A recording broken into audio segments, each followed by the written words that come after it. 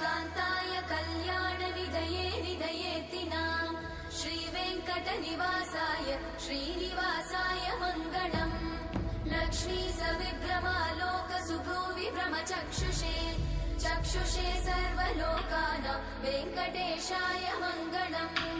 श्रीवेङ्कटाद्रिशृङ्गाग्रमङ्गलाभरणाङ्गये मङ्गलानां निवासाय श्रीनिवासाय मङ्गलम् सर्वावयव सौन्दर्य सम्पदा सर्वचेतसां सदा सम्मोहनायास्तु वेङ्कटेशाय मङ्गलम् नित्याय निरवध्याय सत्यानन्दचिदात्मने सर्वान्तरात्मने श्रीमद् वेङ्कटेशाय मङ्गलम् स्वतः सर्वविदे सर्वशक्तये सर्वशेषिने सुलभाय सुशीलाय वेङ्कटेशाय मङ्गलम्।